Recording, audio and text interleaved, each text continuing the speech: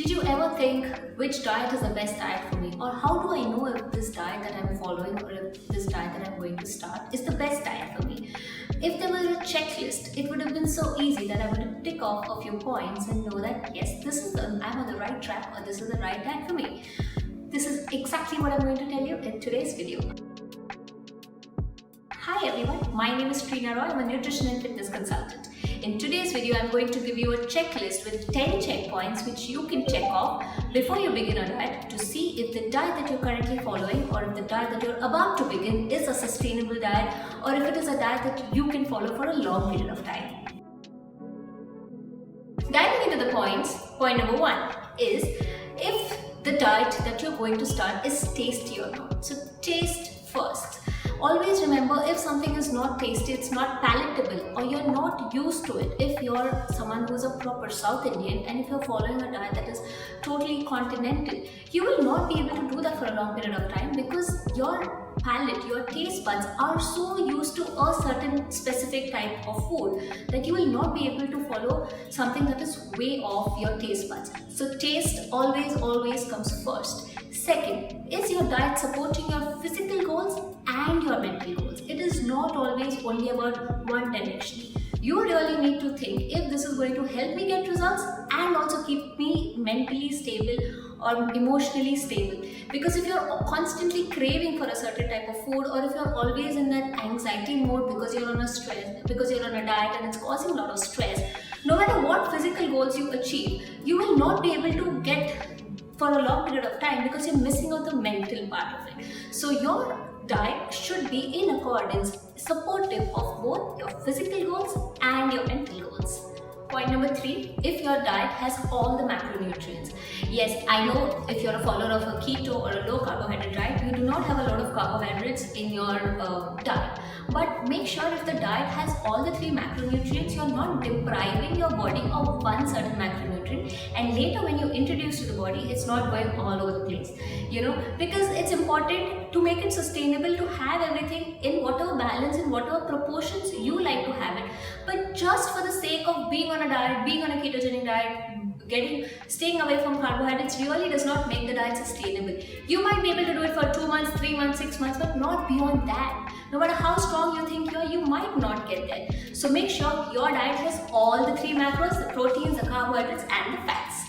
Point number 4 is if you have enough micronutrients, the vitamins, the minerals, the microminerals that you get from your food, that is having enough fruits and vegetables that support your goals, like that support your health and not just aesthetic goals. Don't just stick to having your your rice, your chicken and things like that, but also make sure that there are micronutrients in the diet by having enough of green leafy vegetables, having other vegetables and also having a serving of fruit maybe twice a day. So this will help you have all your micronutrients. That was point number 4. Next comes point number 5 is make sure your diet is less restrictive. The more restrictive the diet, the more difficult it is for you to follow for a long period of time.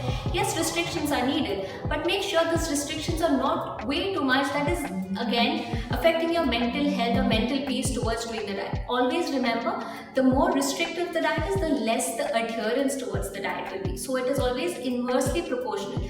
The more strict you try to be, the more easy it is for you to fall off and not get back on track. So have your diet less restrictive, be open, have little flexibility here and there as needed, and then you see that your diet is just becoming so much easier. Next, coming to point number 6, is it catering to your medical and health conditions? If you have a pre-existing medical condition or a health condition, make sure your diet is in accordance to that.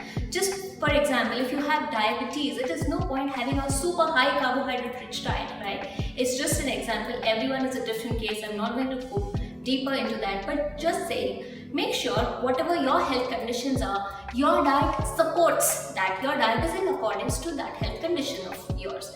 That is your point number 6. Next comes point number 7. Respect your convenience. Make sure that your diet is convenient for you. Make sure it is not becoming too much of work for you. If you are someone who does not have time for cooking 4 meals in a day, don't have a diet that is going to need you 4 meals. Maybe you can just have the same lunch and dinner, or maybe cook the same dinner and have it for the lunch the next day. suit your lifestyle, make it convenient for you, because convenience plays a very big role in making your diet suitable, sustainable, and helping you see long-term results. Maybe meal prep also helps you, making it convenient. But whatever your convenience is, if you're someone who does not have the diet, please do not make your diet so difficult wherein you're not able to follow. And when you make your diet convenient, you are seeing that you will stay in the diet for a long period of time. That will help you get your goals easier. Point number 8, make your diet affordable. You suit yourself. Don't follow someone who is telling you to have, maybe just broccoli, or maybe some type of cheese which is super expensive outside, or just organic foods and whole foods, because end of the day, if you cannot afford it, if you do not have that much money in the pocket, you following that diet really is not going to help you for a long period of time. Common sense, right? Basically, most of nutrition science is something that is common sense, but I would want to clear this point again, that make it affordable. Don't go for fancy and a lot, with something that is difficult for you to stay for a long period of time in terms of economy, in terms of your pocket. Do not get into something of that sort. So your diet affordability does play a big role, and that was point number 8. Coming to point number 9, make sure your diet is socially acceptable. If you're following a diet which you know that you will not be able to follow when you have people around you, or people will judge you, people will question you for that, maybe you're getting too restrictive. That is also an indicator that this diet is getting something that you're not, it's not that easy to follow, it's not that acceptable.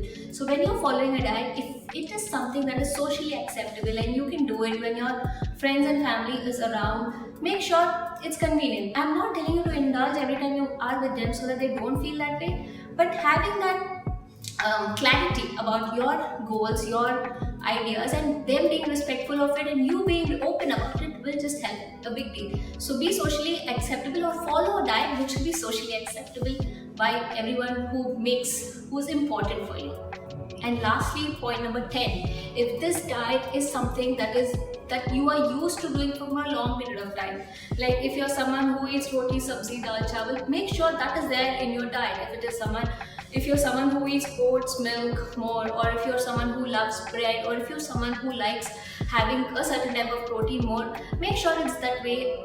More overall, I'm trying to tell that make sure it's sustainable. All these points will help you make this thing sustainable, but understanding your overall lifestyle, your overall taste preference, your overall understanding of how and which point matters where is something that play a huge role. So your point number 10 is make sure the overall diet looks sustainable and something that you can do for a long period of time. So these were the 10 tips that I had that you can add to your checklist. I have also added a checklist in the description box which you can download to have and use it whenever you want. And don't forget to like, share and subscribe this video, because it makes a huge deal and I'm going to share a lot of content here. Thank you so much for watching.